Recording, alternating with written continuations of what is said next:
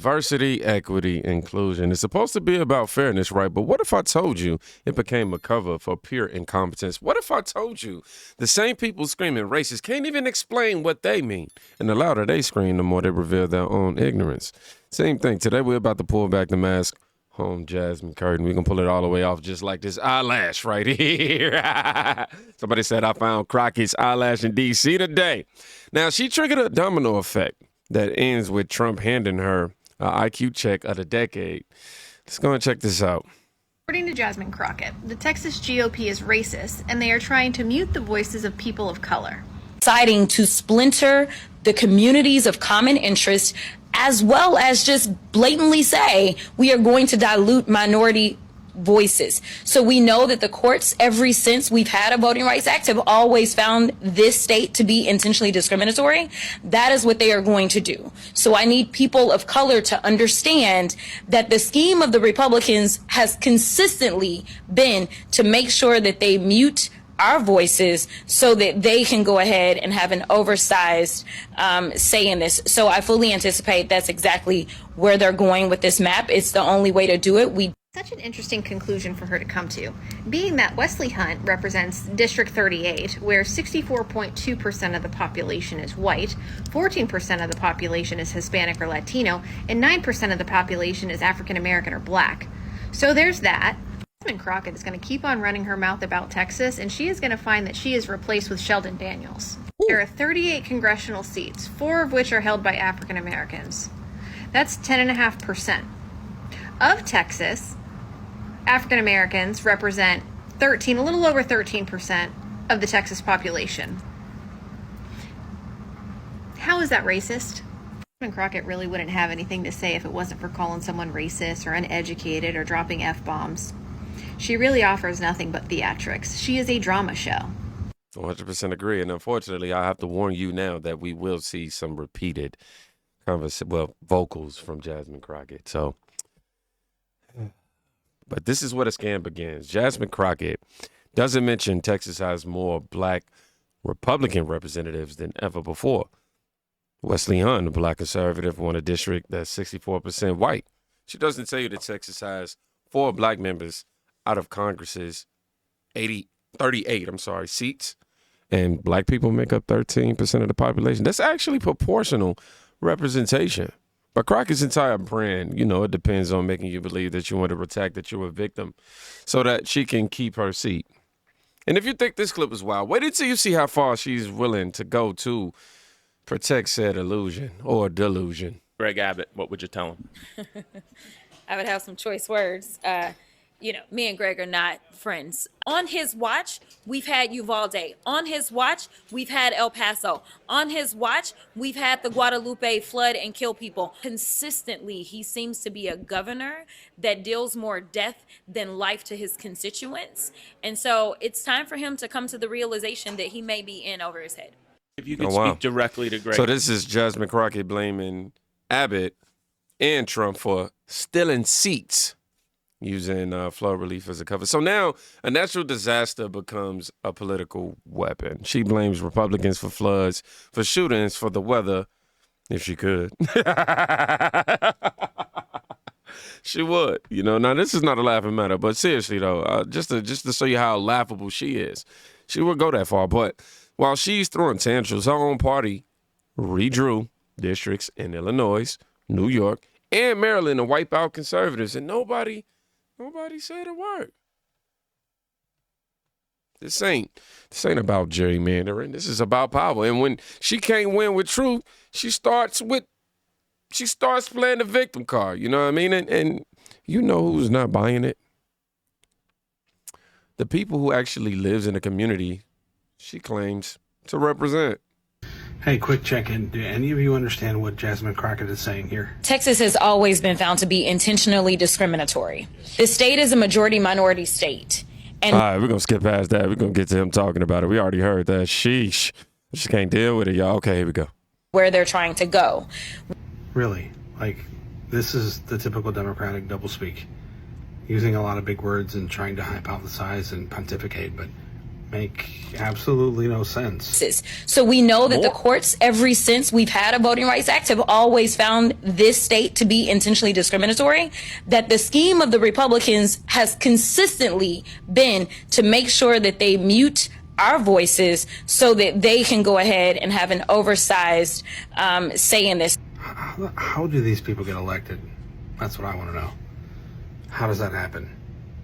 With geniuses like this, we should just skate through the midterms.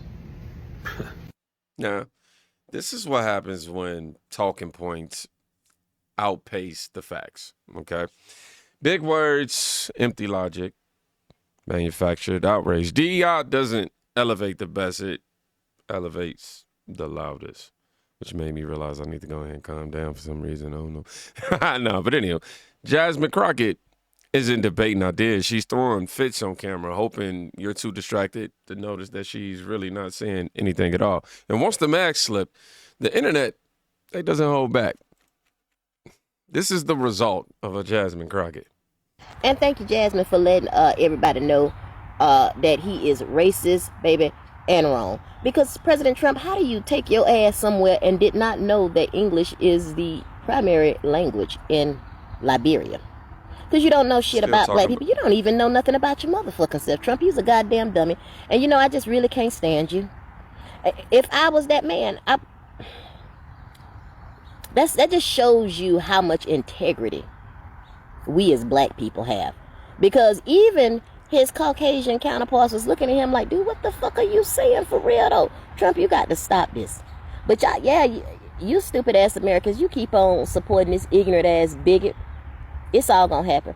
And it's all gonna happen in black people's favor, believe it or not. And guess what? We still ain't gonna do a motherfucking thing. Let this shit burn. That bitch ignorant, y'all.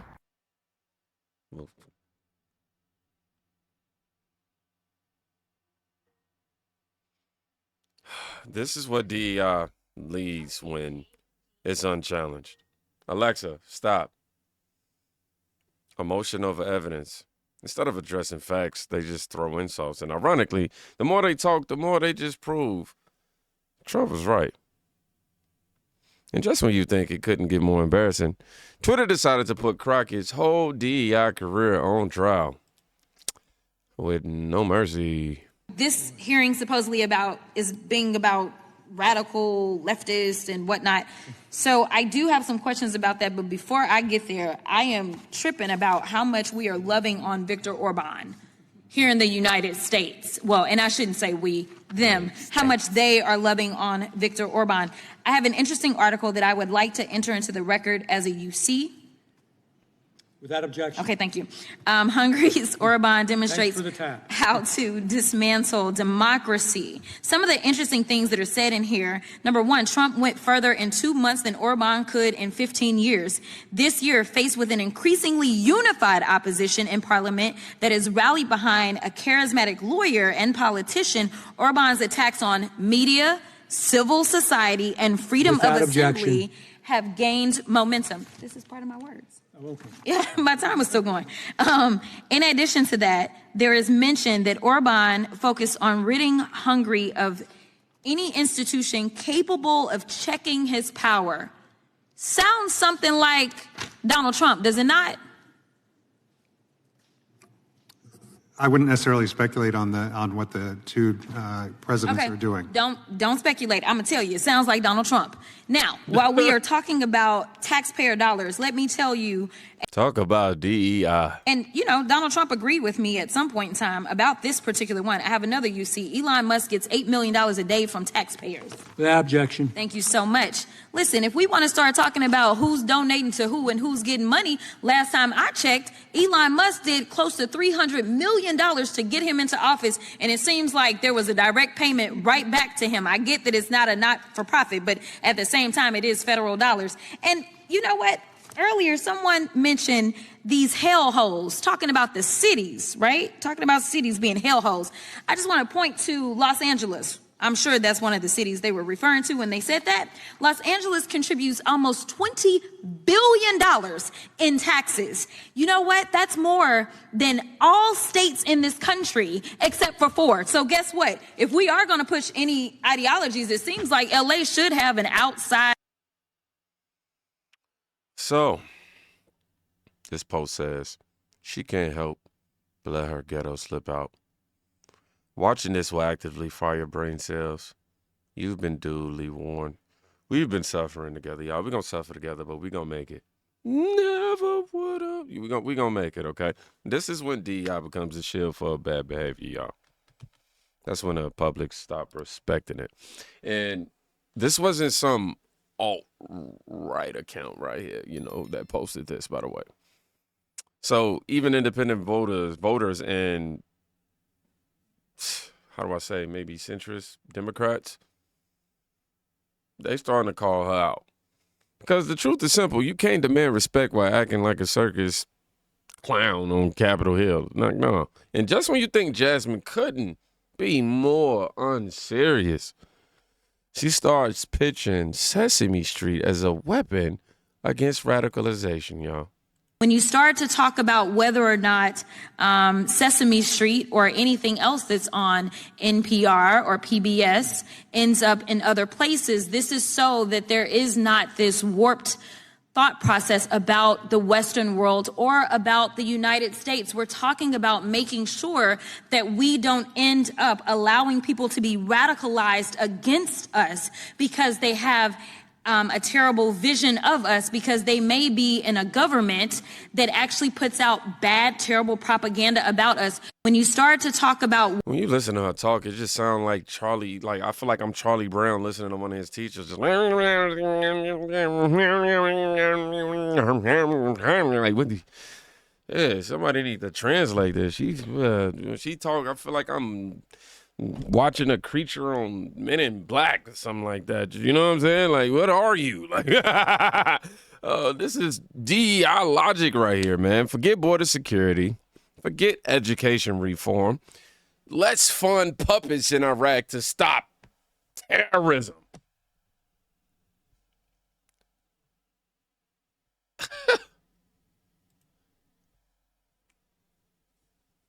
You can't make this up, yo. You really can't. Like, Steven Spielberg could not write this script. I'm trying to tell you. This isn't representation. This is performance art. And that's exactly why Trump's final words hit like a freight train.